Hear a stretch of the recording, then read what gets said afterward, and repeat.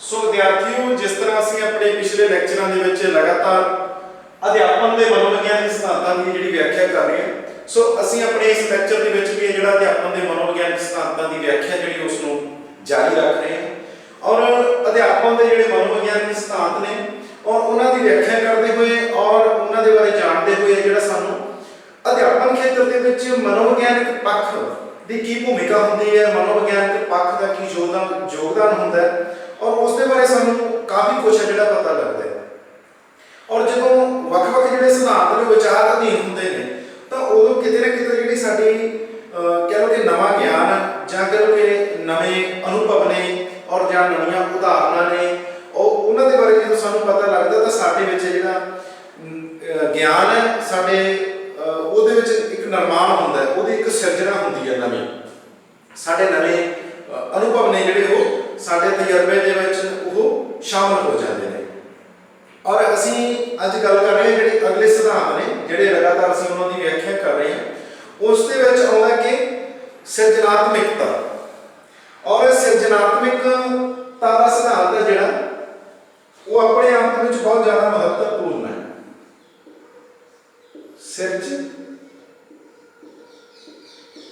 ਸਿਰਜਣਾਤਮਕਤਾ ਦਾ ਸਿਧਾਂਤ। ਸਿਰਜਣ ਤੋਂ ਭਾਵ ਹੈ ਕਿਸੇ ਨਵੀਂ ਚੀਜ਼ ਦਾ ਨਿਰਮਾਣ ਕਰਨਾ ਔਰ ਕਿਸੇ ਨਵੀਂ ਚੀਜ਼ ਦੀ ਸਿਰਜਣਾ ਕਰਨੀ। ਉਸੇ ਤਰ੍ਹਾਂ ਜਿਸ ਤਰ੍ਹਾਂ ਅਸੀਂ ਕਿਸੇ ਵਸਤੂ ਦੀ ਉਸਾਰੀ ਕਰਦੇ ਹਾਂ ਔਰ ਅਸੀਂ ਕਹਿ ਲਓ ਕਿ ਕਿਸੇ ਮਕਾਨ ਦੀ ਉਸਾਰੀ ਕਰਦੇ ਹਾਂ, ਅਸੀਂ ਕਹਿੰਦੇ ਕਿ ਨਵੀਂ ਚੀਜ਼ ਸਿਰਜ ਦਿੱਤੀ। ਜਾਂ ਅਸੀਂ ਕੋਈ ਕਿਸੇ ਅਨੁਭਵਾਂ ਦੇ ਵਿੱਚ ਜਾਂ ਕਿਸੇ ਇਤਿਹਾਸ ਦੇ ਵਿੱਚ ਜਦੋਂ ਕੋਈ ਨਵੀਂ ਘਟਨਾ ਜੁੜ ਜਾਂਦੀ ਹੈ, ਅਸੀਂ ਕਹਿੰਦੇ ਨੇ ਕਿ ਇਤਿਹਾਸ ਸਿਰਜਿਆ ਗਿਆ। ਕਿ ਭਾਵ ਤਾਂ ਇੱਥੇ ਅਸੀਂ ਜਿਹੜਾ ਸਿਰਜਣਾਤਮਕ ਸ਼ਬਦ ਹੈ ਉਹ ਗਿਆਨ ਨੂੰ ਲੈ ਕੇ ਵਰਤ ਰਹੇ ਹਾਂ ਕਿ ਜਦੋਂ ਨਵਾਂ ਗਿਆਨ ਸਾਨੂੰ ਸਾਡੇ ਗਿਆਨ ਦੇ ਵਿੱਚ ਸ਼ਾਮਲ ਹੁੰਦਾ ਹੈ ਜਾਂ ਸਾਡੇ ਧਿਆਨ ਦੇ ਵਿੱਚ ਸ਼ਾਮਲ ਹੁੰਦਾ ਹੈ ਔਰ ਜਾਂ ਸਾਡੀ ਬੁੱਧੀ ਦਾ ਵਿਕਾਸ ਹੁੰਦਾ ਹੈ ਜਾਂ ਸਾਡੀ ਸਮਝ ਹੈ ਜਿਹੜੀ ਉਹਦਾ ਘੇਰਾ ਜਿਹੜਾ ਹੋਰ ਜ਼ਿਆਦਾ ਵਧੇਰੇ ਹੋ ਜਾਂਦਾ ਜਾਂ ਵੱਡਾ ਹੋ ਜਾਂਦਾ ਹੈ, ਜਾਂ ਜਦੋਂ ਕਹਿ ਲਓ ਕਿ ਅਸੀਂ ਵਧੇਰਾ ਸੋਚਣ ਲੱਗ ਜਾਂਦੇ ਹਾਂ ਔਰ ਵੱਡਾ ਸੋਚਣ ਲੱਗ ਜਾਂਦੇ ਹਾਂ, ਜਾਂ ਨਵੇਂ ਤਜਰਬੇ ਨੇ ਜਿਹੜੇ ਅਸੀਂ ਉਹਨਾਂ ਨੂੰ ਹਾਸਲ ਕਰ ਲੈਂਦੇ ਹਾਂ, ਤਾਂ ਅਸੀਂ ਉੱਥੇ ਜਿਹੜਾ ਸਿਰਜਣਾ ਸ਼ਬਦ ਹੈ ਔਰ ਉਸ ਦੀ ਵਰਤੋਂ ਕਰਦੇ ਹਾਂ ਕਿ ਜਿਹੜੀ ਗਿਆਨ ਦੀ ਸਿਰਜਣਾ ਕਿਸ ਤਰ੍ਹਾਂ ਹੁੰਦੀ ਹੈ, ਜਦ ਨਵਾਂ ਜਿਹੜਾ ਗਿਆਨ ਹੈ ਉਹ ਕਿਵੇਂ ਹਾਸਲ ਕੀਤਾ ਜਾ ਸਕਦਾ ਹੈ। ਔਰ ਅਸੀਂ ਇੱਥੇ ਗੱਲ ਕਰ ਰਹੇ ਹਾਂ ਅਧਿਆਪਨ ਸਿੱਖਣ ਕਿਰਿਆ ਦੀ ਔਰ ਟੀਚਿੰਗ ਲਰਨਿੰਗ ਪ੍ਰੋਸੈਸ ਦੇ ਵਿੱਚ ਜਿਹੜਾ ਨਵਾਂ ਗਿਆਨ ਹੈ, ਨਵੀਂ ਸਮਝ ਦੀ ਗੱਲ ਹੈ ਜਾਂ ਨਵੇਂ ਤਜਰਬੇ ਨੇ ਔਰ ਨਵੇਂ ਵਿਸ਼ੇ ਨੇ ਉਹਨਾਂ ਦਾ ਗਿਆਨ, ਉਹਨਾਂ ਨੂੰ ਜਦੋਂ ਅਸੀਂ ਵਿਦਿਆਰਥੀ ਉਸ ਨੂੰ ਪ੍ਰਾਪਤ ਕਰ ਲੈਂਦੇ ਨੇ ਜਾਂ ਵਿਦਿਆਰਥੀ ਨੇ ਜਿਹੜੀ ਆਪਣੇ ਵਿਸ਼ੇ ਦੀ ਔਰ ਜਾਂ ਆਪਣੇ ਵਿਸ਼ੇ ਖੇਤਰ ਦੀ ਔਰ ਨਵੀਂ ਜਾਣਕਾਰੀ ਪ੍ਰਾਪਤ ਕਰਦੇ ਨੇ ਤਾਂ ਉਹਨਾਂ ਦੇ ਵਿੱਚ ਜਿਹੜਾ ਨਵਾਂ ਗਿਆਨ ਹੈ ਉਹ ਸਿਰਜਿਆ ਜਾਂਦਾ ਹੈ। ਕਿ ਭਾਵ ਉਹਨਾਂ ਦੇ ਤਜਰਬੇ ਨੇ ਜਿਹੜੇ ਵੱਡੇ ਹੋ ਜਾਂਦੇ ਨੇ ਔਰ ਜਾਂ ਉਹਨਾਂ ਦੇ ਜੀਵਨ ਦੇ ਵਿੱਚ ਜਿਹੜੀਆਂ ਨਵੇਂ ਅਨੁਭਵ ਨੇ ਅਧਿਆਪਨ ਨੂੰ ਲੈ ਕੇ, ਸਿੱਖਣ ਨੂੰ ਲੈ ਕੇ ਜਾਂ ਗਿਆਨ ਪ੍ਰਾਪਤੀ ਨੂੰ ਲੈ ਕੇ ਨੇ, ਉਹ ਨਵੇਂ ਉਹਨਾਂ ਦੇ ਤਜਰਬੇ ਦੇ ਵਿੱਚ ਨੇ ਜਿਹੜੇ ਉਹ ਦਰਜ ਹੋ ਜਾਂਦੇ ਨੇ। ਸੋ ਜਿਹੜਾ ਸਿਰਜਣਾਤਮਕਤਾ ਦਾ ਸਿਧਾਂਤ ਹੈ ਉਹ ਅਧਿਆਪਨ ਦੇ ਵਿੱਚ ਇਹੀ ਦਰਸਾਉਂਦਾ ਕਿ ਅਧਿਆਪਨ ਇਸ ਤਰ੍ਹਾਂ ਦਾ ਹੋਣਾ ਚਾਹੀਦਾ, ਜਿਹੜੀ ਟੀਚਿੰਗ ਹੈ ਉਹ ਇੰਨੀ ਕੁ ਅੱਛੀ ਜਾਂ ਇੱਕ ਦੂਰਦੇਸ਼ੀ ਵਾਲੀ ਇੱਕ ਉਦੇਸ਼ਪੂਰਨ ਹੋਣੀ ਚਾਹੀਦੀ ਹੈ ਕਿ ਜਿਹਦੇ ਨਾਲ ਨਵਾਂ ਗਿਆਨ ਸਿਰਜਿਆ ਜਾਵੇ। ਕਿ ਭਾਵ ਜੋ ਪੁਰਾਣਾ ਗਿਆਨ ਹੈ ਉਸ ਦਾ ਮਤਲਬ ਇਹ ਨਹੀਂ ਹੈਗਾ ਕਿ ਜੋ ਅਸੀਂ ਪੁਰਾਣੀ ਚੀਜ਼ ਸਿੱਖੀ ਹੈ ਉਹ ਬੇਕਾਰ ਹੈ ਜਾਂ ਉਸ ਦੀ ਵਰਤੋਂ ਨਹੀਂ ਹੈਗੀ ਜਾਂ ਉਸ ਦਾ ਕੋਈ ਆਧਾਰ ਨਹੀਂ ਹੈਗਾ। ਭਾਵ ਕਿ ਜਿਹੜਾ ਨਵਾਂ ਗਿਆਨ ਸਿਰਜਿਆ ਜਾਣਾ ਹੈ ਉਹਦਾ ਆਧਾਰ ਤਾਂ ਪੁਰਾਣਾ ਗਿਆਨ ਹੀ ਬਣੇਗਾ। ਜਿਸ ਤਰ੍ਹਾਂ ਅਸੀਂ ਵਿਦਿਆਰਥੀਆਂ ਦੀ ਪੂਰਵ ਗਿਆਨ ਦੀ ਪਰਖ ਕਰਦੇ ਹਾਂ, ਅਸੀਂ ਜਦੋਂ ਆਪਣੀ ਜਮਾਤ ਦੇ ਵਿੱਚ ਜਾਂਦੇ ਹਾਂ ਤਾਂ ਵਿਦਿਆਰਥੀਆਂ ਤੋਂ ਅਸੀਂ ਇੱਕ ਦੋ ਪ੍ਰਸ਼ਨ ਕਰਕੇ ਜਾਂ ਸੁਭਾਵਿਕ ਦੇ ਵਿੱਚ ਉਹਨਾਂ ਦੇ ਵਿਚਾਰ ਜਾਣ ਕੇ ਜਿਹੜਾ ਅਸੀਂ ਜਾਣਦੇ ਕਿ ਵਿਦਿਆਰਥੀ ਇਸ ਵਿਸ਼ੇ ਦੇ ਬਾਰੇ ਜਾਂ ਇਸ ਵਿਸ਼ਾ ਖੇਤਰ ਦੇ ਬਾਰੇ ਕਿੰਨਾ ਕੁ ਗਿਆਨ ਰੱਖਦੇ ਨੇ ਔਰ ਉਹਨਾਂ ਦੀ ਗਿਆਨ ਦੇ ਬਾਰੇ ਸਮਝ ਲੈਣ ਤੋਂ ਬਾਅਦ ਹੀ ਅਸੀਂ ਜੋ ਆਪਣਾ ਵਿਦਿਆਰਥੀਆਂ ਨੂੰ ਨਵਾਂ ਗਿਆਨ ਹੈ ਜਾਂ ਉਹਨਾਂ ਨੂੰ ਕੋਈ ਨਵਾਂ ਤਜਰਬਾ ਜਾਂ ਅਸੀਂ ਆਪਣਾ ਜਿਹੜਾ ਵਿਸ਼ਾ ਹੈ ਉਹ ਪੜ੍ਹਾਉਣਾ ਸ਼ੁਰੂ ਕਰਦੇ ਹਾਂ ਜਾਂ ਉਸ ਦੇ ਬਾਰੇ ਉਹਨਾਂ ਨੂੰ ਦੱਸਣਾ ਸ਼ੁਰੂ ਕਰਦੇ ਹਾਂ। ਹੁਣ ਜੇਕਰ ਅਸੀਂ ਗੱਲ ਕਰੀਏ ਕਿ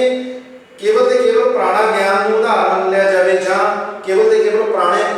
ਜਿਹੜਾ ਗਿਆਨ ਹੈ ਉਸ ਨੂੰ ਹੀ ਉਸ ਦੀ ਦੁਹਰਾਈ ਕਰੀ ਜਾਵੇ, ਉਸੇ ਨੂੰ ਅਸੀਂ ਰਿਪੀਟ ਕਰਦੇ ਜਾਈਏ ਜਾਂ ਉਹੀ ਗੱਲਾਂ ਨੂੰ ਜਾਂ ਉਹੀ ਉਦਾਹਰਨਾਂ ਨੂੰ ਜਾਂ ਉਹੀ ਤਜਰਬਿਆਂ ਨੂੰ ਰਿਪੀਟ ਕਰਕੇ ਔਰ ਵਿਦਿਆਰਥੀਆਂ ਨੂੰ ਉਹੀ ਤਜਰਬੇ ਅਸੀਂ ਉਹਨਾਂ ਦੇ ਬਾਰੇ ਵਿਚਾਰ ਕਰਦੇ ਜਾਈਏ, ਤਾਂ ਇਸ ਦਾ ਮਤਲਬ ਇਹ ਹੋਵੇਗਾ ਕਿ ਅਸੀਂ ਕਿਸੇ ਨਵੀਂ ਚੀਜ਼ ਦੀ ਸਿਰਜਣਾ ਜਿਹੜੀ ਉਹ ਨਹੀਂ ਕਰ ਰਹੇ। ਕਿਉਂਕਿ ਹਰ ਵਿਅਕਤੀ ਦਾ ਦੇ ਸੁਭਾਅ ਦੇ ਵਿੱਚ ਵਿਭਿੰਨਤਾ ਹੋਣ ਦੇ ਕਾਰਨ ਉਸੇ ਤਰ੍ਹਾਂ ਹਰ ਵਿਦਿਆਰਥੀ ਦੇ ਸੁਭਾਵਾਂ ਦੇ ਵਿੱਚ ਵਿਭਿੰਨਤਾ ਹੁੰਦੀ ਹੈ। ਕੋਈ ਵਿਦਿਆਰਥੀ ਦੀ ਸ਼ਖਸੀਅਤ ਅਲੱਗ ਦੀ ਹੁੰਦੀ ਹੈ। ਇੱਕ ਵਿਦਿਆਰਥੀ ਦਾ ਸੁਭਾਅ, ਵਿਦਿਆਰਥੀ ਦੀ ਦਿਲਚਸਪੀ, ਵਿਦਿਆਰਥੀ ਦੀਆਂ ਲੋੜਾਂ ਔਰ ਵਿਦਿਆਰਥੀ ਦੀਆਂ ਸਮੱਸਿਆਵਾਂ ਔਰ ਵਿਦਿਆਰਥੀ ਦਾ ਕਹਿ ਲਓ ਕਿ ਅੱਗੇ ਵਧਣ ਦਾ ਤਰੀਕਾ ਜਾਂ ਇੱਕ ਸਿੱਖਣ ਦਾ ਤਰੀਕਾ ਜਿਹੜਾ ਅਲੱਗ-ਅਲੱਗ ਹੁੰਦਾ। ਤਾਂ ਅਸੀਂ ਉਸ ਦੇ ਵਿੱਚ ਇੱਕੋ ਤਰ੍ਹਾਂ ਦੇ ਅਨੁਭਵ ਨੇ ਜਿਹੜੇ ਜਾਂ ਇੱਕੋ ਤਰ੍ਹਾਂ ਦਾ ਜਿਹੜਾ ਤਜਰਬਾ ਹੈ ਜਾਂ ਇੱਕੋ ਤਰ੍ਹਾਂ ਦੇ ਤਜਰਬਾ ਉਹਨਾਂ ਦੇ ਨਾਲ ਸਾਂਝਾ ਕਰਕੇ ਅਸੀਂ ਸਾਰੇ ਵਿਦਿਆਰਥੀਆਂ ਨੂੰ ਨਹੀਂ ਸਿਖਾ ਸਕਦੇ। ਉਹਨਾਂ ਵਿਦਿਆਰਥੀਆਂ ਦੇ ਵੱਖਰੇ ਵੱਖਰੇ ਅਨੁਭਵ ਹੁੰਦੇ ਨੇ ਸਿੱਖਣ ਨੂੰ ਲੈ ਕੇ, ਗਿਆਨ ਪ੍ਰਾਪਤੀ ਨੂੰ ਲੈ ਕੇ, ਔਰ ਜਦੋਂ ਅਸੀਂ ਜਮਾਤ ਦੇ ਵਿੱਚ ਉਦਾਹਰਨਾਂ ਪੇਸ਼ ਕਰਦੇ ਹਾਂ ਉਸ ਨੂੰ ਲੈ ਕੇ, ਔਰ ਜਾਂ ਜੋ ਸਾਡਾ ਪੜ੍ਹਾਉਣ ਦਾ ਤਰੀਕਾ ਹੈ, ਭਾਵੇਂ ਉਹ ਅਧਿਆਪਨ ਯੁਕਤਾਂ ਨੇ, ਭਾਵੇਂ ਉਹ ਅਧਿਆਪਨ ਵਿਧੀਆਂ ਨੇ, ਜਾਂ ਕਹਿ ਲਓ ਕਿ ਜੋ ਸਾਡਾ ਵਿਸ਼ਾ ਉਹਦੀ ਚੋਣ ਹੈ ਜਾਂ ਜੋ ਵਿਸ਼ਾ ਸਮੱਗਰੀ ਹੈ ਉਸ ਦੀ ਚੋਣ ਹੈ। ਔਰ ਵੱਖ-ਵੱਖ ਵਿਦਿਆਰਥੀਆਂ ਦੇ ਵਿਚਾਰ ਇਹ ਵੀ ਹੁੰਦੇ ਨੇ ਕਿ ਉਹ ਵੱਖ-ਵੱਖ ਵਾਤਾਵਰਣ ਦੇ ਵਿੱਚ ਪੜ੍ਹਨਾ ਨੂੰ ਪਸੰਦ ਕਰਦੇ ਨੇ। ਕੁਝ ਵਿਦਿਆਰਥੀ ਨੇ ਜਿਹੜੇ ਉਹ ਕਹਿ ਲਓ ਕਿ ਜਿਹੜੇ ਸਾਡੇ ਪ੍ਰੈਕਟੀਕਲ ਕਾਰਜ ਹੁੰਦੇ ਨੇ, ਪ੍ਰੈਕਟੀਕਲ ਕੰਮ ਹੁੰਦੇ ਨੇ, ਔਰ ਕੇਵਲ ਤੇ ਕੇਵਲ ਉਹਨਾਂ ਨੂੰ ਕਰਕੇ ਜ਼ਿਆਦਾ ਸਿੱਖਣਾ ਪਸੰਦ ਕਰਦੇ ਨੇ। ਔਰ ਕੁਝ ਜਿਹੜੇ ਵਿਦਿਆਰਥੀ ਨੇ ਉਹ ਨਾਲ ਦੀ ਨਾਲ ਜਿਹੜੀ ਸਾਡੀ ਥਿਊਰੀ ਆ ਉਹਨੂੰ ਪੜ੍ਹਨਾ ਪਸੰਦ ਕਰਦੇ ਨੇ ਜਾਂ ਕੇਵਲ ਤੇ ਕੇਵਲ ਥਿਊਰੀ ਨੂੰ ਪੜ੍ਹਨਾ ਪਸੰਦ ਕਰਦੇ ਨੇ। ਔਰ ਉਹਨਾਂ ਦਾ ਆਪਣਾ ਆਪਣਾ ਸੁਭਾਅ, ਆਪਣਾ ਆਪਣਾ ਝੁਕਾਅ ਜਿਹੜਾ ਹੁੰਦਾ ਹੈ। ਪਰ ਇੱਕ ਅਧਿਆਪਨ ਦਾ ਜਿਹੜਾ ਮੁੱਖ ਕੰਮ ਜਾਂ ਮੁੱਖ ਕਾਰਜ ਇਹੀ ਹੁੰਦਾ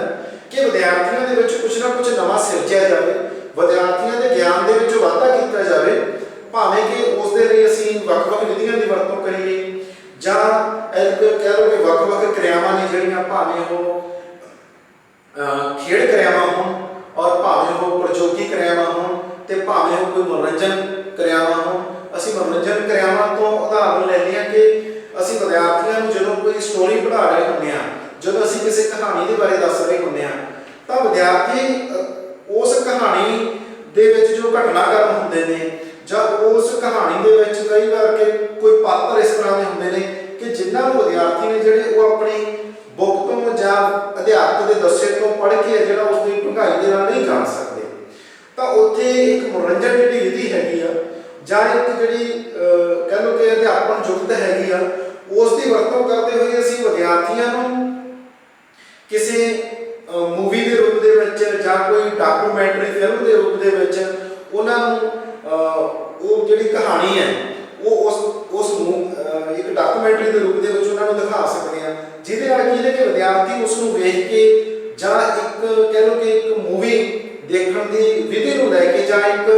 ਇੱਕ ਉਸ ਦੇ ਕਹਿ ਲਓ ਕਿ ਉਸ ਦੀ ਖੁਸ਼ੀ ਨੂੰ ਲੈ ਕੇ ਉਹ ਕਹਾਣੀ ਨੂੰ ਸਹਿਜ ਰੂਪ ਦੇ ਵਿੱਚ ਸਿੱਖ ਜਾਣਗੇ, ਜਿਹਦੇ ਨਾਲ ਕੀ ਹੋਊਗਾ ਕਿ ਉਹਨਾਂ ਦੇ ਦਿਮਾਗ ਦੇ ਵਿੱਚ ਜਾਂ ਕਹਿ ਲਓ ਕਿ ਉਹਨਾਂ ਦੀ ਜਿਹੜੇ ਅਨੁਭਵ ਨੇ ਉਹਨਾਂ ਦੇ ਵਿੱਚ ਇੱਕ ਨਵੀਂ ਘਟਨਾਕ੍ਰਮ ਜਾਂ ਕਹਾਣੀ ਹੈ ਜਿਹੜੀ ਉਹਨਾਂ ਦੇ ਦਿਮਾਗ ਦੇ ਉੱਪਰ ਛਾਪ ਛੱਡ ਜੂਗੀ ਜਾਂ ਪ੍ਰਭਾਵ ਛੱਡੂਗੀ, ਜਿਹਦੇ ਨਾਲ ਕਿ ਉਹ ਸਹਿਜ ਸੁਭਾਅ ਹੈ ਜਿਹੜਾ ਉਸ ਕਹਾਣੀ ਨੂੰ ਸਿੱਖ ਜਾਣਗੇ। ਫਿਰ ਜਦੋਂ ਅਸੀਂ ਉਸ ਦੇ ਕਹਾਣੀ ਦੇ ਬਾਰੇ ਕੋਈ ਉਹਨਾਂ ਤੋਂ ਕੁਐਸਚਨ ਕਰਾਂਗੇ, ਬੱਚਿਆਂ ਨੂੰ ਪੁੱਛਾਂਗੇ ਕਿ ਉਸ ਦੇ ਵਿੱਚ ਕਿਹੜੀਆਂ ਘਟਨਾਵਾਂ ਸੀਗੀਆਂ ਜਾਂ ਉਸ ਦੇ ਵਿੱਚ ਕਿਹੜੇ ਪਾਤਰ ਸੀਗੇ, ਉਸ ਦੇ ਵਿੱਚ ਉਸ ਕਹਾਣੀ ਦਾ ਨਾਇਕ ਕੌਣ ਸੀਗਾ, ਹੀਰੋ ਕੌਣ ਸੀਗਾ, ਵਿਲਨ ਕੌਣ ਸੀਗਾ, ਸੋ ਕਿਸ ਪਾਤਰ ਨੇ ਕਿਹੜਾ ਰੋਲ ਹੈ ਜਿਹੜਾ ਪਲੇ ਕੀਤਾ, ਤਾਂ ਵਿਦਿਆਰਥੀ ਨੇ ਜਿਹੜੇ ਸਹਿਜ ਸੁਭਾਅ ਉਸ ਨੂੰ ਦੱਸ ਦੇਣਗੇ। ਪਰ ਇੱਕ ਕਿਤਾਬ ਦੇ ਵਿੱਚੋਂ ਪੜ੍ਹੀ ਹੋਈ ਗੱਲ ਹੋ ਸਕਦਾ ਕਿ ਉਹਨਾਂ ਦੇ ਦਿਮਾਗ ਦੇ ਵਿੱਚੋਂ ਜਿਹੜਾ ਸਕਿਪ ਕਰ ਜੇ, ਤਾਂ ਉੱਥੇ ਹੀ ਹੈ ਕਿ ਵੱਖ-ਵੱਖ ਵਿਧੀਆਂ ਨੇ ਜਿਹੜੀਆਂ ਅਸੀਂ ਉਹਨਾਂ ਦੀ ਵਰਤੋਂ ਕਰ ਸਕਦੇ ਹਾਂ, ਵੱਖ-ਵੱਖ ਯੁਕਤਾਂ ਦੀ ਵਰਤੋਂ ਕਰ ਸਕਦੇ ਹਾਂ, ਵੱਖ-ਵੱਖ ਉਦਾਹਰਨਾਂ ਲੈ ਸਕਦੇ ਹਾਂ, ਵਿਦਿਆਰਥੀਆਂ ਦੇ ਨਾਲ ਸੰਬੰਧਿਤ ਉਦਾਹਰਨਾਂ ਲੈ ਸਕਦੇ ਹਾਂ ਪੜ੍ਹਾਉਣ ਦੇ ਸਮੇਂ। ਸੋ ਅਸੀਂ ਇੱਕ ਗਿਆਨ ਦੀ ਸਿਰਜਣਾ ਕਰਨੀ ਹੈ ਕਿ ਭਾਵ ਜੋ ਉਹਨਾਂ ਨੇ ਸਿੱਖਿਆ ਹੈ ਉਸ ਨੂੰ ਉਸ ਦੇ ਵਿੱਚ ਹੋਰ ਸਿਖਾਉਣਾ ਹੈ ਜਾਂ ਉਸ ਦੇ ਬਾਰੇ ਹੋਰ ਡੂੰਘਾਈ ਦੇ ਨਾਲ ਸਿਖਾਉਣਾ ਹੈ। ਇਹ ਅਧਿਆਪਨ ਦਾ ਜਿਹੜਾ ਮਨੋਵਿਗਿਆਨਕ ਸਿਧਾਂਤ ਹੈ, ਉਹਦਾ ਜਿਹੜਾ ਸਿਰਜਣਾਤਮਕ ਸਿਧਾਂਤ ਹੈ, ਉਹਦੀ ਜਿਹੜੀ ਵਿਆਖਿਆ ਸਾਨੂੰ ਇਹੀ ਦਰਸਾਉਂਦੀ ਹੈ ਕਿ ਵੱਧ ਤੋਂ ਵੱਧ ਗਿਆਨ ਹੈ ਜਿਹੜਾ ਜਾਂ ਵੱਧ ਤੋਂ ਵੱਧ ਤਜਰਬਾ ਜਿਹੜਾ ਅਸੀਂ ਵਿਦਿਆਰਥੀ ਨੂੰ ਸਿੱਖਣ ਦੇ ਲਈ ਜਾਂ ਉਸ ਨੂੰ ਇੱਕ ਆਪਣੇ ਨਿੱਜੀ ਤਜਰਬੇ ਦੇ ਲਈ ਹੈ ਜਿਹੜਾ ਉਹ ਦੇਣਾ, ਤਾਂ ਕਿ ਵਿਦਿਆਰਥੀ ਹੈ ਜਿਹੜਾ ਉਹਦਾ ਜਿਹੜਾ ਸਿੱਖਣਾ ਹੈ ਉਹ ਸਫਲ ਹੋ ਸਕੇ। ਔਰ ਅਸੀਂ ਆਪਣੇ ਅਗਲੇ ਸਿਧਾਂਤ ਦੀ ਗੱਲ ਕਰੀਏ ਤਾਂ ਉਸ ਦੇ ਵਿੱਚ ਆਉਂਦਾ ਕਿ ਵਿਕੇਂਦਰੀਕਰਨ ਦਾ ਸਿਧਾਂਤ। ਵਿਕੇਂਦਰੀਕਰਨ ਦਾ ਸਿਧਾਂਤ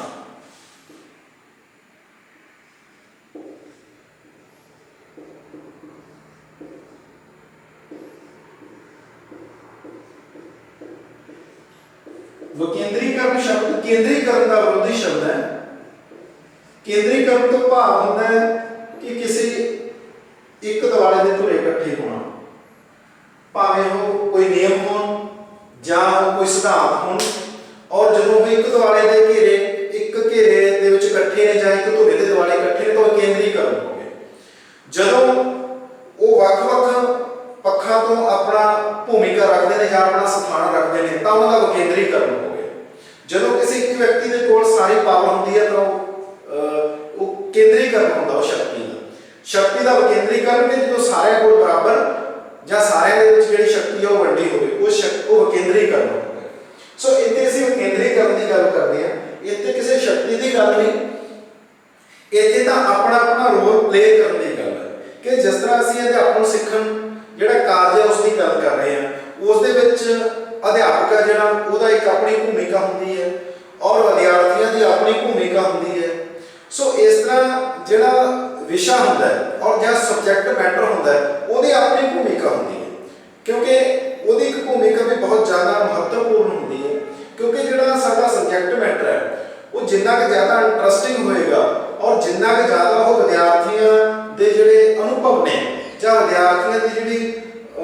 ਜ਼ਿੰਦਗੀ ਆ ਜਾਂ ਇੱਕ ਆਮ ਜਨਜੀਵਨ ਆ ਜਿਹੜਾ ਉਹ ਜਿਹੜਾ ਸਬਜੈਕਟ ਮੈਟਰ ਜਿੰਨਾ ਉਹਦੇ ਨੇੜੇ ਹੋਏਗਾ ਉਹ ਉਨਾ ਕੁ ਜ਼ਿਆਦਾ ਇੰਟਰਸਟਿੰਗ ਤੇ ਉਨਾ ਕੁ ਜ਼ਿਆਦਾ ਸਪਸ਼ਟ ਤੇ ਸਰਲ ਹੋਏਗਾ। ਸੋ ਭਾਵੇਂ ਉਹ ਅਧਿਆਪਕ ਹੋਵੇ, ਭਾਵੇਂ ਵਿਦਿਆਰਥੀ ਹੋਵੇ ਤੇ ਭਾਵੇਂ ਸਾਡਾ ਵਿਸ਼ਾ ਸਮੱਗਰੀ ਹੈ ਜਿਹੜਾ ਸਬਜੈਕਟ ਮੈਟਰ ਹੈ ਭਾਵੇਂ ਉਹ ਹੋਵੇ, ਉਹਨਾਂ ਦਾ ਆਪਣਾ ਜਿਹੜੀ ਭੂਮਿਕਾ ਹੁੰਦੀ ਹੈ। ਉਹ ਤੇ ਵਿਕੇਂਦਰੀਕਰਨ ਦੀ ਗੱਲ ਹੈ ਕਿ ਜਿਹੜਾ ਕੇਵਲ ਤੇ ਕੇਵਲ ਜੇ ਤੁਸੀਂ ਅਧਿਆਪਨ ਸਿੱਖਣ ਪ੍ਰਕਿਰਿਆ ਜਿਹੜੀ ਹੁੰਦੀ ਹੈ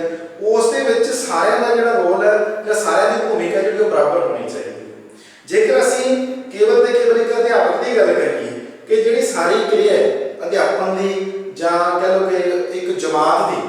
ਜੋ ਕਲਾਸ ਦੇ ਵਿੱਚ ਜਿੰਨੀਆਂ ਵੀ ਕਿਰਿਆਵਾਂ ਚੱਲ ਰਹੀਆਂ ਨੇ, ਜੋ ਸਾਰੀਆਂ ਕਿਰਿਆਵਾਂ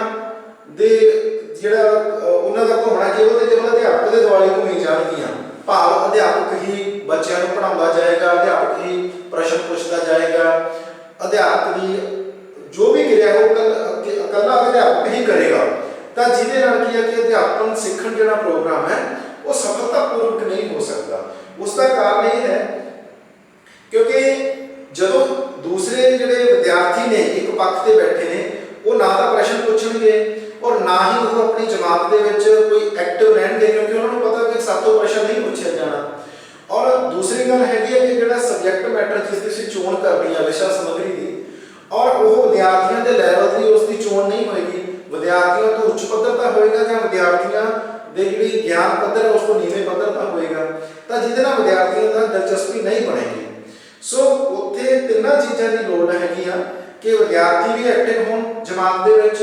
ਅਧਿਆਪਕ ਵੀ ਐਕਟਿਵ ਹੋਵੇ ਔਰ ਜਿਹੜਾ ਵਿਸ਼ਾ ਸਮੱਗਰੀ ਆ ਸਬਜੈਕਟ ਮੈਟਰ ਹੈ ਔਰ ਉਹ ਵੀ ਵਿਦਿਆਰਥੀਆਂ ਦੇ ਲੈਵਲ ਦਾ ਹੋਵੇ ਕਿ ਵਿਦਿਆਰਥੀਆਂ ਵਿੱਚ ਕਾਬਲੀਅਤ ਹੋਵੇ ਕਿ ਵਿਦਿਆਰਥੀ ਉਸ ਨੂੰ ਸਿੱਖ ਵੀ ਰਹੇ ਨੇ, ਜਾਂ ਵਿਦਿਆਰਥੀਆਂ ਦਾ ਜਿਹੜਾ ਬੁੱਧੀ ਪੱਧਰ ਹੈ, ਵਿਦਿਆਰਥੀਆਂ ਦਾ ਜਿਹੜਾ ਮਾਨਸਿਕ ਪੱਧਰ ਹੈ ਉਸ ਦੇ ਮੁਤਾਬਕ ਹੋਣਾ ਚਾਹੀਦਾ ਕਿ ਵਿਦਿਆਰਥੀ ਉਸ ਨੂੰ ਸਮਝ ਸਕਣ। ਉਸ ਦੇ ਵਿੱਚ ਕੋਈ ਉਦਾਹਰਨ ਆਉਂਦੀ ਆ, ਉਸ ਦੇ ਵਿੱਚ ਕੋਈ ਘਟਨਾ ਕਰਮ ਆਉਂਦਾ ਤਾਂ ਉਸ ਨੂੰ ਉਹ ਸਧਾਰਨ ਤਰੀਕੇ ਦੇ ਨਾਲ ਉਸ ਦੇ ਬਾਰੇ ਉਹ ਪ੍ਰਸ਼ਨ ਵੀ ਪੁੱਛ ਸਕਣ। ਸੋ ਵਿਕੇਂਦਰੀਕਰਨ ਤੋਂ ਭਾਵ ਇਹੀ ਹੈ ਕਿ ਜਿੰਨੀਆਂ ਵੀ ਕਿਰਿਆਵਾਂ ਹੁੰਦੀਆਂ ਨੇ ਜਾਂ ਜਿਹੜੇ ਵੀ ਉਸ ਪ੍ਰਕਿਰਿਆ ਦੇ ਵਿੱਚ ਵਿਅਕਤੀ ਸ਼ਾਮਲ ਹੁੰਦੇ ਨੇ ਉਹਨਾਂ ਦੀ ਸਾਰਿਆਂ ਦੀ ਆਪਣੀ ਜਿਹੜੀ ਉਹ ਭੂਮਿਕਾ ਜਿਹੜੀ ਉਹ ਬਹੁਤ ਮਹੱਤਵਪੂਰਨ ਹੁੰਦੀ ਹੈ ਔਰ ਸਾਰਿਆਂ ਦਾ ਕਿਰਿਆਸ਼ੀਲ ਹੋਣਾ ਜ਼ਰੂਰੀ ਹੈ। ਕੇਵਲ ਤੇ ਕੇਵਲ ਇੱਕ ਪਾਸਾ ਜਾਂ ਆਪਾਂ ਕਹੀਏ ਕਿ ਕੇਵਲ ਤੇ ਕੇਵਲ ਜਿਹੜਾ ਸਬਜੈਕਟ ਮੈਟਰ ਸਾਡਾ ਉਹ ਇੰਟਰਸਟਿੰਗ ਹੋਵੇ ਔਰ ਅਸੀਂ ਅਧਿਆਪਕ ਵੀ ਉਸ ਦੇ ਵਿੱਚ ਜ਼ਿਆਦਾ ਕਿਰਿਆਸ਼ੀਲ ਨਾ ਹੋਵੇ, ਵਿਦਿਆਰਥੀ ਵੀ ਜ਼ਿਆਦਾ ਕਿਰਿਆਸ਼ੀਲ ਨਾ ਹੋਣ, ਜਿਸ ਦੇ ਕਾਰਨ ਕੀ ਹੋਏਗਾ ਤਾਂ ਵੀ ਜਿਹੜੀ ਅਧਿਆਪਨ ਹੈ ਉਹ ਆਪਣੀਆਂ ਕਿਰਿਆਵਾਂ ਨੇ ਜਿਹੜੀਆਂ ਉਸ ਨੂੰ ਪੂਰਨ ਨਹੀਂ ਕਰ ਪਾਊਗਾ ਔਰ ਆਪਣੇ ਜਿਹੜੇ ਨਤੀਜੇ ਨੇ ਜਾਂ ਉਸ ਦੇ ਜਿਹੜੇ ਉਦੇਸ਼ ਨੇ ਉਹਨਾਂ ਦੀ ਜਿਹੜੀ ਪ੍ਰਾਪਤੀ ਹੈ ਉਸ ਦੇ ਵਿੱਚ ਕਿਤੇ ਨਾ ਕਿਤੇ ਜਿਹੜੀ ਸਮੱਸਿਆ ਉਹ ਆ ਸਕਦੀ ਹੈ। ਸੋ ਇਹ ਤਾਂ ਵਿਕੇਂਦਰੀਕਰਨ ਤੋਂ ਭਾਵ ਇਹੀ ਹੈ ਕਿ ਹਰ ਪੱਖ ਜਿਹੜਾ ਉਹ ਕਿਰਿਆਸ਼ੀਲ ਹੋਣਾ ਚਾਹੀਦਾ ਹੈ ਔਰ ਸਾਰੇ ਵਿਦਿਆਰਥੀ ਹੋਣ, ਅਧਿਆਪਕ ਹੋਣ ਜਾਂ ਕੋਈ ਹੋਰ ਜਿਹੜਾ ਆਪਣੇ ਖੇਤਰ ਦੇ ਵਿੱਚ ਕੰਮ ਕਰ ਰਿਹਾ ਜਾਂ ਉਸ ਪ੍ਰਕਿਰਿਆ ਦੇ ਵਿੱਚ ਸ਼ਾਮਲ ਹੈ ਤਾਂ ਉਹ ਕੀ ਹੈ ਉਹ ਤੋਂ ਵੀ ਐਕਟਿਵ ਹੋਣਾ ਜਾਂ ਉਹਦਾ ਕਿਰਿਆਸ਼ੀਲ ਹੋਣਾ ਜਿਹੜਾ ਬਹੁਤ ਜ਼ਿਆਦਾ ਜ਼ਰੂਰੀ ਹੈ। ਸੋ ਵਿਕੇਂਦਰੀਕਰਨ ਦਾ ਭਾਵ ਇਹੀ ਹੈ ਕਿ ਕਿਸੇ ਜਿਹੜੀਆਂ ਵੀ ਪ੍ਰਕਿਰਿਆਵਾਂ ਨੇ ਜਾਂ ਉਸ ਦੇ ਵਿੱਚ ਕੋਈ ਉਦਾਹਰਨਾਂ ਨੇ ਜਾਂ ਉਹ ਜਿਹੜਾ ਸਬਜੈਕਟ ਮੈਟਰ ਹੈ ਉਹ ਕਿਸੇ ਇੱਕ ਪੱਖ ਨੂੰ ਲੈ ਕੇ ਨਹੀਂ ਚੱਲ ਸਕਦਾ, ਸਾਰੇ ਪੱਖਾਂ ਨੂੰ ਨਾਲ ਲੈ ਕੇ, ਭਾਵੇਂ ਉਹ ਕਿਰਿਆਵਾਂ ਦੀ ਗੱਲ ਹੋਵੇ ਤੇ ਭਾਵੇਂ ਉਹ ਕਿਸੇ ਜਿਹੜੀਆਂ ਅਵਸਥਾ ਨੇ ਜਾਂ ਉਹਦੇ ਵਿੱਚ ਕੋਈ ਪ੍ਰਯੋਗਿਕ ਕਾਰਜ ਨੇ ਭਾਵੇਂ ਉਹਨਾਂ ਦੀ ਗੱਲ ਹੋਵੇ। ਸੋ ਸਾਰੀਆਂ ਜਿਹੜੀਆਂ ਕਿਰਿਆਵਾਂ ਨੇ ਉਹਨਾਂ ਦਾ ਵਿਕੇਂਦਰੀਕਰਨ ਜਿਹੜਾ ਉਹ ਹੋਣਾ ਚਾਹੀਦਾ। ਔਰ ਅਸੀਂ ਆਪਣੇ ਅਗਲੇ ਜਿਹੜਾ ਸਿਧਾਂਤ ਹੈ ਉਸ ਦੀ ਗੱਲ ਕਰੀਏ, ਉਸ ਸਿਧਾਂਤ ਦੇ ਵਿੱਚ ਆਉਂਦਾ ਕਿ ਲੋਕਤੰਤਰੀ ਨਿਯਮਾਂ ਦੀ ਹੋਂਦ, ਲੋਕਤੰਤਰੀ ਨਿਯਮਾਂ ਦੀ ਹੋਂਦ।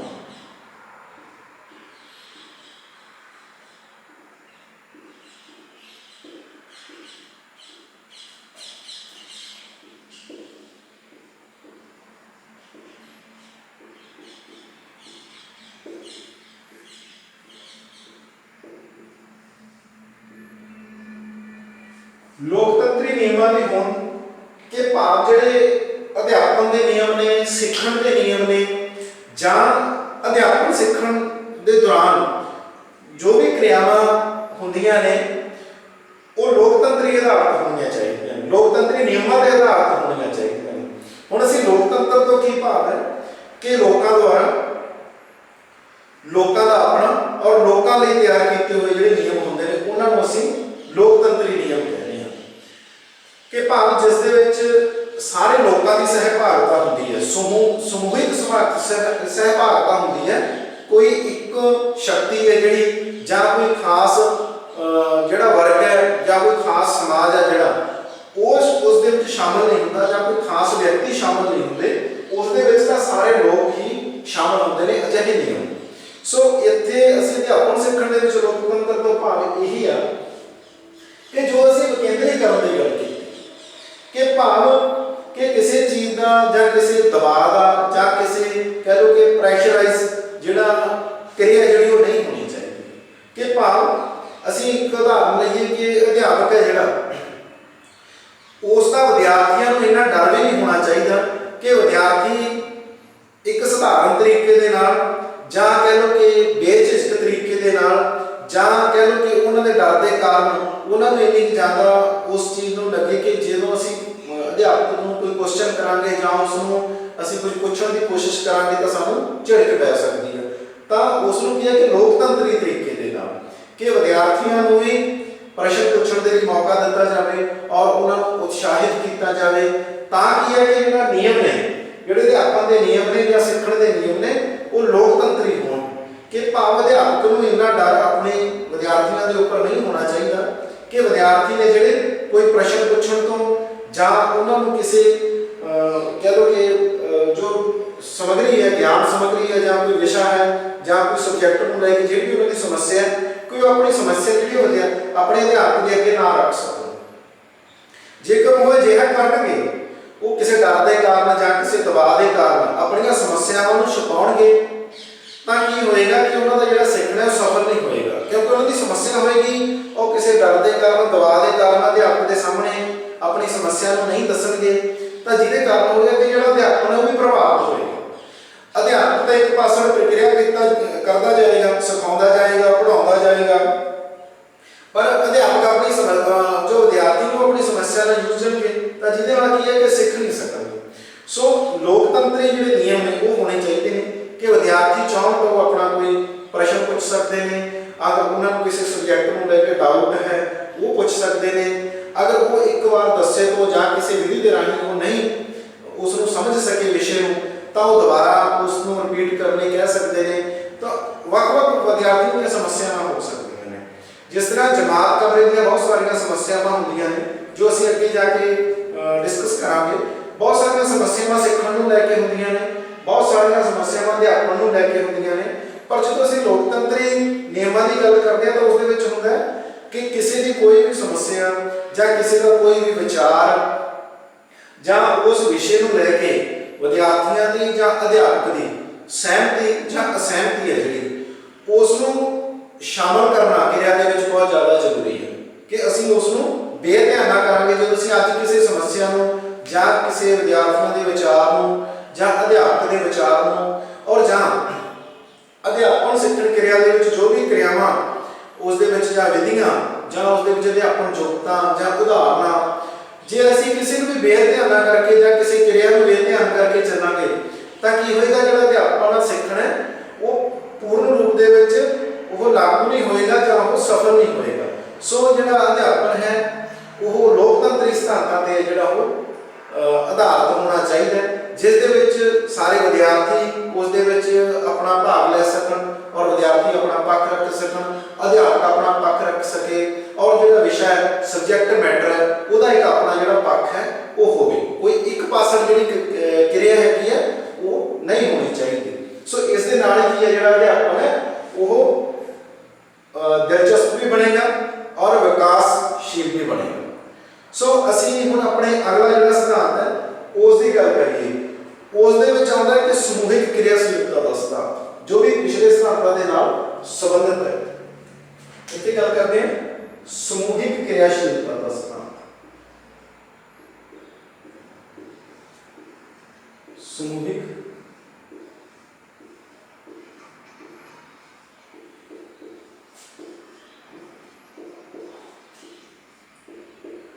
ਕਿਰਿਆਸ਼ੀਲਤਾ ਦਾ ਸਿਧਾਂਤ।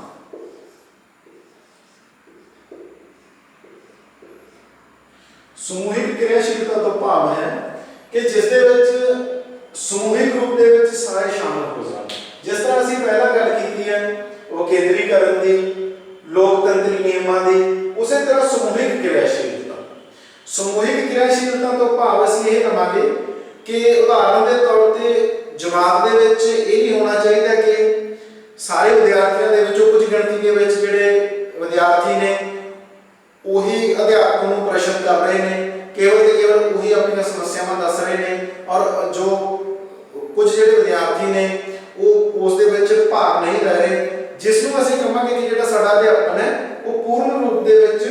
ਸਫਲ ਨਹੀਂ ਹੋਵੇਗਾ। ਕਿਉਂਕਿ ਜਦੋਂ ਸਾਨੂੰ ਸਮੂਹਿਕ ਰੂਪ ਦੇ ਵਿੱਚ, ਸਮੂਹ ਤੋਂ ਭਾਵ ਸਾਰੇ ਵਿਦਿਆਰਥੀਆਂ ਨੂੰ ਨਾਲ ਲੈ ਕੇ ਅਸੀਂ ਚੱਲਣਾ ਹੋਵੇਗਾ। ਅਸੀਂ ਕਹਿੰਦੇ ਕਿ ਕੁਝ ਜਿਹੜੇ ਸਾਰੇ ਵਿਦਿਆਰਥੀ ਨੇ ਉਹਨਾਂ ਦੇ ਵਿੱਚ ਭਿੰਨਤਾਵਾਂ ਹੋਣ ਦੇ ਕਾਰਨ, ਉਹਨਾਂ ਦੇ ਸੁਭਾਅ ਦੇ ਵਿੱਚ ਭਿੰਨਤਾ ਹੋਣ ਦੇ ਕਾਰਨ, ਉਹਨਾਂ ਦੇ ਮਾਨਸਿਕ ਪੱਧਰ ਦੇ ਵਿੱਚ ਭਿੰਨਤਾ ਹੋਣ ਦੇ ਕਾਰਨ, ਉਹਨਾਂ ਦੀਆਂ ਲੋੜਾਂ ਦੇ ਵਿੱਚ ਭਿੰਨਤਾ ਹੋਣ ਦੇ ਕਾਰਨ ਉਹ ਕੀ ਹੁੰਦਾ ਕਿ ਉਹ ਵੱਖ-ਵੱਖ ਤਰੀਕਿਆਂ ਦੇ ਨਾਲ ਸਿੱਖਦੇ ਨੇ,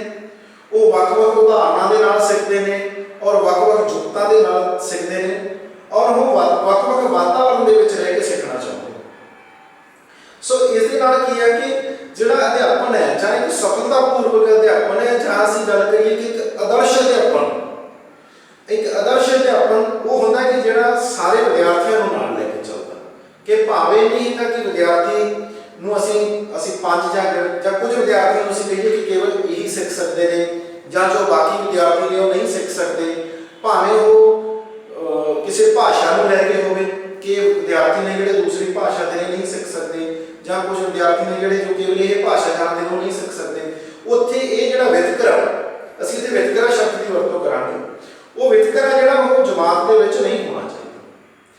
ਸੋ ਸਮੂਹਿਕ ਰੂਪ ਦੇ ਵਿੱਚ ਜੋ ਵੀ ਕਿਰਿਆਵਾਂ ਨੇ ਜਾਂ ਅਧਿਆਪਕ ਦੇ ਦੁਆਰਾ ਜੋ ਉਹਨਾਂ ਨੂੰ ਸਿਖਾਇਆ ਜਾ ਰਿਹਾ ਜਾਂ ਜੋ ਉਹਨਾਂ ਨੂੰ ਦੱਸਿਆ ਜਾ ਰਿਹਾ ਉਹ ਵਿਤਕਰੇ ਰਹਿਤ ਹੋਣਾ ਚਾਹੀਦਾ, ਉਹ ਸਮੂਹਿਕ ਰੂਪ ਦੇ ਵਿੱਚ ਹੋਣਾ ਚਾਹੀਦਾ। ਅਧਿਆਪਕ ਦੇ ਕੋਲ ਇਸ ਤਰ੍ਹਾਂ ਦੀਆਂ ਜੁਗਤਾਂ, ਇਸ ਤਰ੍ਹਾਂ ਦੇ ਉਹਦੇ ਕੋਲੇ ਸਿਖਾਉਣ ਦੇ ਢੰਗ ਨੇ ਜਿਹੜੇ ਹੋਣੇ ਚਾਹੀਦੇ ਨੇ ਕਿ ਉਹ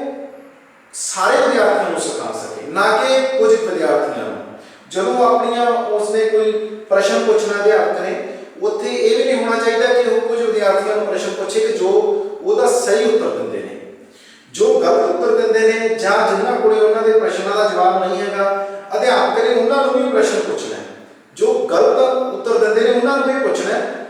ਤਾਂ ਕਿ ਉਹ ਗਲਤ ਉੱਤਰ ਦੇਣ ਤੋਂ ਬਾਅਦ ਅਧਿਆਪਕ ਉਹਨਾਂ ਨੂੰ ਦੱਸ ਸਕੇ ਕਿ ਤੁਸੀਂ ਆਪਣੇ ਉੱਤਰ ਦੇ ਵਿੱਚ ਜਾਂ ਆਪਣੇ ਗਿਆਨ ਦੇ ਵਿੱਚ ਉਸ ਦੇ ਵਿੱਚ ਦਰੁਸਤੀ ਕਰੋ ਜਾਂ ਇਸ ਚੀਜ਼ ਦੇ ਬਾਰੇ ਸਿੱਖੋ। ਭਾਵ ਕਿ ਉੱਥੇ ਉਹਨਾਂ ਨੂੰ ਪ੍ਰੇਰਿਤ ਕਰਨਾ, ਉੱਥੇ ਉਹਨਾਂ ਨੂੰ ਉਤਸ਼ਾਹਿਤ ਕਰਨਾ। ਜਿਸ ਤਰ੍ਹਾਂ ਕੁਝ ਵਿਦਿਆਰਥੀ ਨੇ ਜਿਹੜੇ ਉਹ ਜਮਾਤ ਦੇ ਵਿੱਚ ਬਿਲਕੁਲ ਵੀ ਐਕਟਿਵ ਨਹੀਂ ਹੁੰਦੇ, ਉਹ ਜਾਂ ਤਾਂ ਨਾ ਉਹ ਅਧਿਆਪਕ ਨੂੰ ਪ੍ਰਸ਼ਨ ਕਰਦੇ ਨੇ ਔਰ ਨਾ ਕੋਈ ਆਪਣੀ ਸਮੱਸਿਆ ਦੱਸਦੇ ਨੇ ਔਰ ਨਾ ਹੀ ਉਹ ਕਿਸੇ ਹੋਰ ਐਕਟੀਵਿਟੀ ਦੇ ਵਿੱਚ ਜਿਹੜਾ ਕਿਰਿਆ ਦੇ ਵਿੱਚ ਭਾਗ ਲੈਂਦੇ ਨੇ, ਤਾਂ ਉੱਥੇ ਅਧਿਆਪਕ ਦਾ ਫਰਜ਼ ਬਣਦਾ ਕਿ ਉਹ ਸਮੂਹਿਕ ਕਿਰਿਆਸ਼ੀਲਤਾ ਨੂੰ ਤੇ ਸਿਧਾਂਤ ਨੂੰ ਸਾਹਮਣੇ ਰੱਖਦੇ ਹੋਏ ਉਹਨਾਂ ਵਿਦਿਆਰਥੀਆਂ ਨੂੰ ਪ੍ਰੇਰਿਤ ਕਰੇ ਔਰ ਉਹਨਾਂ ਵਿਦਿਆਰਥੀਆਂ ਨੂੰ ਉਤਸ਼ਾਹਿਤ ਕਰੇ ਜਾਂ ਉਹਨਾਂ ਨੂੰ ਕਿਸੇ ਅਜਿਹੀ ਜੁਗਤ ਦੇ ਨਾਲ ਜਾਂ ਕਹਿ ਲਓ ਕਿ ਉਹਨਾਂ ਨੂੰ ਕਹਿ ਲਓ ਕਿ ਕਿਸੇ ਵੀ ਭਾਵੇਂ ਉਹ ਸਵੈ ਪ੍ਰੇਰਨਾ ਉਹਨਾਂ ਦੇ ਵਿੱਚ ਜਾਗਰੂਕਤਾ ਪੈਦਾ ਕਰੇ ਕਿਸੇ ਵੀ ਤਰ੍ਹਾਂ ਦੇ ਨਾਲ ਉਹ ਅਧਿਆਪਕ ਦਾ ਆਪਣੀ ਜੁਗਤ ਹੋ ਸਕਦੀ ਹੈ, ਅਧਿਆਪਕ ਦਾ ਆਪਣਾ ਢੰਗ ਹੋ ਸਕਦਾ ਕਿ ਉਹਨਾਂ ਨੂੰ ਉਸ ਜਿਹੜੀ ਕਿਰਿਆ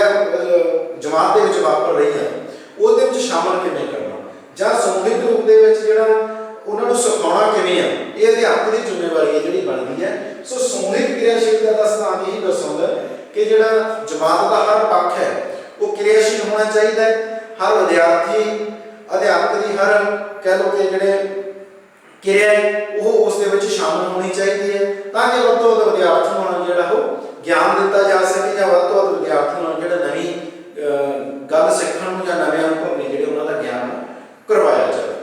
ਔਰ ਅਸੀਂ ਹੁਣ ਆਪਣੇ ਅਗਲਾ ਜਿਹੜਾ ਸਾਡਾ ਸਿਧਾਂਤ ਹੈ ਉਸ ਦੀ ਗੱਲ ਕਰਦੇ ਹਾਂ। ਉਸ ਸਿਧਾਂਤ ਦੇ ਵਿੱਚ ਆਉਂਦਾ ਕਿ ਸਹਿਯੋਗੀ ਕਿਰਿਆਵਾਂ ਦਾ ਸਿਧਾਂਤ। ਜਿਹੜਾ ਸਾਡਾ ਅਗਲਾ ਸਿਧਾਂਤ ਹੈ ਉਹ ਹੈ ਸਹਿਯੋਗੀ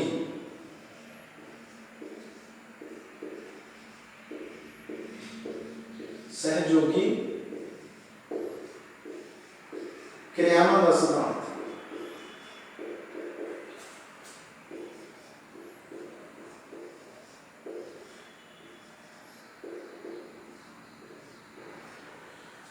ਸਹਿਯੋਗੀ ਤੋਂ ਭਾਵ ਹੈ ਕਿ ਜਿਸ ਦੇ ਜਿਹੜੀਆਂ ਕਿਰਿਆਵਾਂ ਇੱਕ ਦੂਸਰੇ ਦੇ ਸਹਿਯੋਗ ਨਾਲ ਹੁੰਦੀਆਂ ਨੇ, ਜਾਂ ਅਜਿਹੀਆਂ ਕਿਰਿਆਵਾਂ ਜਿਨ੍ਹਾਂ ਦੇ ਵਿੱਚ ਸਾਨੂੰ ਇੱਕ ਤੋਂ ਵੱਧ ਵਿਦਿਆਰਥੀਆਂ ਦੇ ਸਹਿਯੋਗ ਦੀ ਜਾਂ ਸਾਰੇ ਵਿਦਿਆਰਥੀਆਂ ਦੇ ਸਹਿਯੋਗ ਦੀ ਜਿਹੜੀ ਉਹ ਜ਼ਰੂਰਤ ਪੈਂਦੀ ਹੈ। ਕਿ ਭਾਵ ਜਿਹੜਾ ਮਨੋਵਿਗਿਆਨਕ ਸਿਧਾਂਤ ਹੈ ਅਧਿਆਪਨ ਦਾ ਉਹੀ ਦਰਸਾਉਂਦਾ ਕਿ ਜਿਹੜੀਆਂ ਸਹਿਯੋਗੀ ਕਿਰਿਆਵਾਂ ਨੇ ਉਹਨਾਂ ਨੂੰ ਆਪਣੇ ਅਧਿਆਪਨ ਦੇ ਵਿੱਚ ਸ਼ਾਮਲ ਕਰਨਾ ਚਾਹੀਦਾ, ਜਾਂ ਉਹ ਕਿਰਿਆਵਾਂ ਨੇ ਜਿਹੜੀਆਂ ਕਰਵਾਉਣੀਆਂ ਬਹੁਤ ਜ਼ਿਆਦਾ ਜ਼ਰੂਰੀ ਹੁੰਦੀਆਂ ਨੇ, ਜਿਹਦੇ ਨਾਲ ਕੀ ਹੈ ਕਿ ਜੋ ਅਸੀਂ ਪਹਿਲਾਂ ਗੱਲ ਕਰਕੇ ਕਿ ਸਮੂਹਿਕ ਕਿਰਿਆਸ਼ੀਲਤਾ ਦੇ ਨਾਲ ਹੀ ਸਮੂਹਿਕ ਜਿਹੜਾ ਵਿਕਾਸ ਹੈ ਉਹ ਹੋਏਗਾ ਵਿਦਿਆਰਥੀਆਂ ਦਾ। ਸੋ ਅਸੀਂ ਸਮੂਹ ਨੂੰ ਕਿਰਿਆਸ਼ੀਲ ਵੀ ਕਰਨਾ ਤੇ ਸਮੂਹ ਵਿਦਿਆਰਥੀਆਂ ਦਾ ਵਿਕਾਸ ਵੀ ਕਰਨਾ। ਉਸ ਦੇ ਨਾਲ ਸਹਿਯੋਗੀ ਕਿਰਿਆਵਾਂ ਨੇ ਜਿਹੜੀਆਂ ਬਹੁਤ ਜ਼ਿਆਦਾ ਜ਼ਰੂਰੀ ਹੁੰਦੀਆਂ ਨੇ। ਜੇਕਰ ਅਸੀਂ ਕੋਈ ਵੀ ਉਦਾਹਰਨ ਹੈ, ਕੋਈ ਵੀ ਪ੍ਰਯੋਗ ਹੈ, ਜਾਂ ਕੋਈ ਵੀ ਇਸ ਤਰ੍ਹਾਂ ਦੀ ਕਿਰਿਆ ਹੈ ਜਿਹੜੀ ਕੁਝ ਵਿਦਿਆਰਥੀਆਂ ਤੱਕ ਹੀ ਸੀਮਿਤ ਹੋਏਗੀ, ਜਾਂ ਕੇਵਲ ਤੇ ਕੇਵਲ ਕਹਿ ਲਓ ਕਿ ਜੋ ਵਿਦਿਆਰਥੀ ਐਕਟਿਵ ਨੇ ਉਹਨਾਂ ਤੱਕ ਹੀ ਸੀਮਿਤ ਹੋਏਗੀ, ਤਾਂ ਉਸ ਦੇ ਨਾਲ ਕੀ ਹੋਏਗਾ ਜਿਹੜਾ ਅਧਿਆਪਨ ਜਾਂ ਸਿੱਖਣ ਉਹ ਕਿਰਿਆ ਜਿਹੜੀ ਉਸ ਦੇ ਵਿੱਚ ਅਧੂਰਾ ਬਣ ਹੋਏਗਾ। ਸੋ ਅਸੀਂ ਅਜਿਹੀਆਂ ਕਿਰਿਆਵਾਂ ਕਰਨੀਆਂ ਨੇ ਕਿ ਜਿਸ ਦੇ ਵਿੱਚ ਵਿਦਿਆਰਥੀਆਂ ਨੂੰ ਇੱਕ ਦੂਸਰੇ ਦੇ ਸਹਿਯੋਗ ਦੀ ਜ਼ਰੂਰਤ ਪਵੇ, ਭਾਵ ਕਿ ਅਸੀਂ ਇਸ ਤਰ੍ਹਾਂ ਦੇ ਪ੍ਰਯੋਗ ਜਾਂ ਇਸ ਤਰ੍ਹਾਂ ਦੀਆਂ ਖੇਡ ਕਿਰਿਆਵਾਂ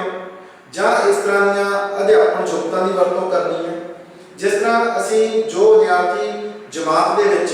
ਉਹ ਐਕਟਿਵ ਨਹੀਂ ਹੁੰਦੇ ਜਾਂ ਉਹ ਜਮਾਤ ਦੀਆਂ ਜਿਹੜੀਆਂ ਕਿਰਿਆਵਾਂ ਨੇ ਉਹਦੇ ਵਿੱਚ ਪਾਰਟਿਸਿਪੇਟ ਨਹੀਂ ਕਰਦੇ, ਤਾਂ ਅਸੀਂ ਵਿਦਿਆਰਥੀਆਂ ਤੋਂ ਕੋਈ ਡਿਬੇਟ ਪ੍ਰੋਗਰਾਮ ਕਰਵਾ ਸਕਦੇ ਹਾਂ, ਜਾਂ ਉਹਨਾਂ ਤੋਂ ਉਹਨਾਂ ਦੇ ਵਿਚਾਰ ਜਾਣ ਸਕਦੇ ਹਾਂ। ਕੋਈ ਵੀ ਸਾਡੇ ਕੋਲ ਤਰੀਕਾ ਹੋ ਸਕਦਾ, ਅਸੀਂ ਉਹਨਾਂ ਤੋਂ ਪ੍ਰਸ਼ਨ ਪੁੱਛ ਸਕਦੇ ਹਾਂ, ਜਾਂ ਉਸ ਨੂੰ ਕਹਿ ਲਓ ਕਿ ਅਸੀਂ ਵਿਦਿਆਰਥੀਆਂ ਨੂੰ ਇੱਕ ਟੀਮਾਂ ਦੇ ਵਿੱਚ ਵੰਡ ਸਕਦੇ ਹਾਂ, ਜਾਂ ਵਿਦਿਆਰਥੀਆਂ ਦੇ ਅਸੀਂ ਕੁਝ ਨਾ ਕੁਝ ਗਰੁੱਪ ਬਣਾ ਕੇ ਉਹਨਾਂ ਨੂੰ ਕੋਈ ਨਾ ਕੋਈ ਕਾਰਜ ਦੇ ਸਕਦੇ ਹਾਂ, ਕਿ ਤਾਂ ਕਿ ਜਿਹੜੇ ਵਿਦਿਆਰਥੀ ਨੇ ਉਹ ਕਹਿ ਲਓ ਕਿ ਐਕਟਿਵ ਹੋ ਕੇ ਭਾਵਿਕ ਸਹਿਯੋਗ ਦੇ ਨਾਲ, ਜਿਸ ਤਰ੍ਹਾਂ ਅਸੀਂ ਵਿਦਿਆਰਥੀਆਂ ਨੂੰ ਟੀਮਾਂ ਬਣਾ ਕੇ ਉਹਨਾਂ ਤੋਂ ਅਸੀਂ ਕੁਝ ਨਾ ਕੁਝ ਪ੍ਰਸ਼ਨ ਪੁੱਛਾਂਗੇ, ਤਾਂ ਜਦੋਂ ਉਹਨਾਂ ਨੇ ਆਪਣੇ ਪ੍ਰਸ਼ਨ ਦਾ ਉੱਤਰ ਦੇਣਾ ਹੋਏਗਾ ਤਾਂ ਵਿਦਿਆਰਥੀ ਕੀ ਕਰਨਗੇ ਕਿ ਇੱਕ ਦੂਸਰੇ ਦੇ ਨਾਲ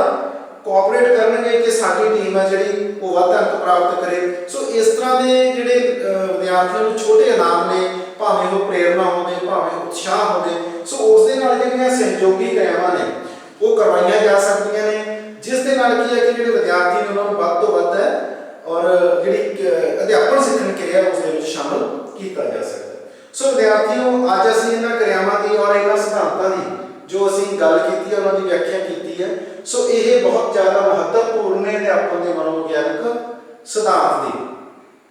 ਇਹਨਾਂ ਸਿਧਾਂਤਾਂ ਦਾ ਜਿਹੜਾ ਆਧਾਰ ਅਧਿਆਪਨ ਸਿੱਖਣ ਹੁੰਦਾ ਉਹ ਇੱਕ ਪੂਰਨ ਤੌਰ ਤੇ ਜਿਹੜਾ ਸਫਲ ਹੁੰਦਾ ਔਰ ਉਸ ਦੇ ਜਿਹੜੇ ਨਤੀਜੇ ਨੇ ਔਰ ਉਹਨਾਂ ਦੇ ਜਿਹੜੇ ਸੰਤੋਖਜਨਕ ਨਤੀਜੇ ਨੇ ਉਹਨਾਂ ਦੀ ਪ੍ਰਾਪਤੀ ਹੁੰਦੀ ਹੈ। ਸੋ ਅੱਜ ਦੇ ਲੈਕਚਰ ਲਈ ਅਸੀਂ ਇੰਨਾ ਹੀ ਹੈ। ਸੋ ਅੱਜ ਸਾਰਿਆਂ ਦਾ ਧੰਨਵਾਦ।